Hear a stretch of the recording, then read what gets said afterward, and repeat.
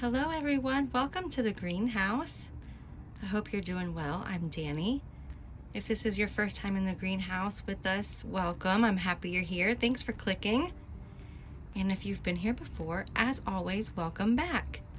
Today's video is all about Phalaenopsis Violacea, and I have one in bloom, so I thought it would be the perfect time. So here she is. Isn't she darling?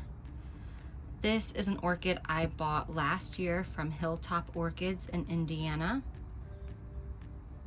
He does not have an online store, but he welcomes walk-ins to his greenhouse every day except for Sunday, I think. He's in Cloverdale, Indiana, and has wonderful selection of Phalaenopsis. So let's get into the information and the care about this beauty. This is a species native to the Nicobar Islands and northwestern Sumatra and one other island, the Andaman Islands. Sorry, you guys. And it is sometimes called the violet Phalaenopsis. I mean, because of the color. But it does come in a few different color forms, like Phalaenopsis Violacea var alba or Cerulean. And the Cerulean coloring is a little bit more purpley. I would say like a deep purple. And sometimes they can have green coloring to the outer edges of the petals, kind of like this one has.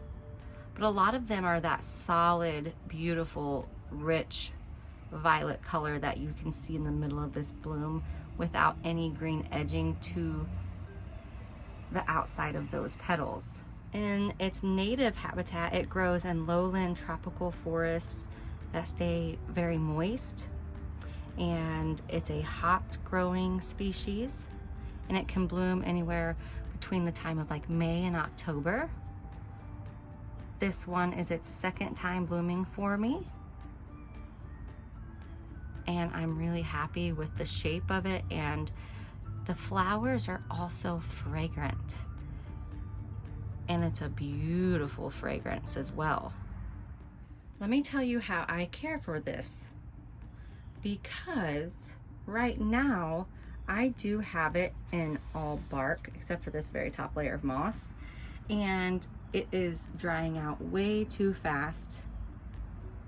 My other Violacea I have in all moss, and I water it before letting that media, the moss, completely dry out.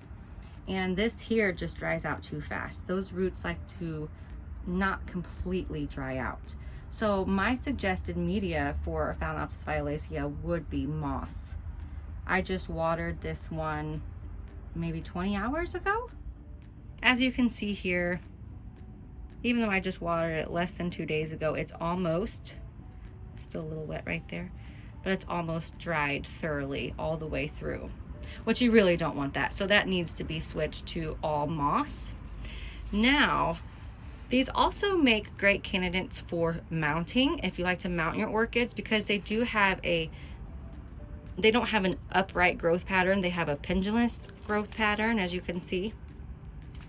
So these are great candidates for mounting your orchids if you like to do that. And let me touch on just what I fertilize this with. I fertilize every other watering with a cow mag and a basic 20-20-20 fertilizer that you can find anywhere at any home and garden store or local mom and pop store. Remember, when you're fertilizing orchids though, very weak doses. Their roots burn very easily from heavy fertilizing. And that's really it. It's been a very easy species to care for. And I think if you don't have one in your Phalaenopsis collection, you should get one. Not for just the beauty of the color, the shape of those blooms, but its fragrance. And I think you'll really enjoy it. So thanks for tuning in, you guys. And I hope this was helpful. Happy growing, stay safe. Till next time.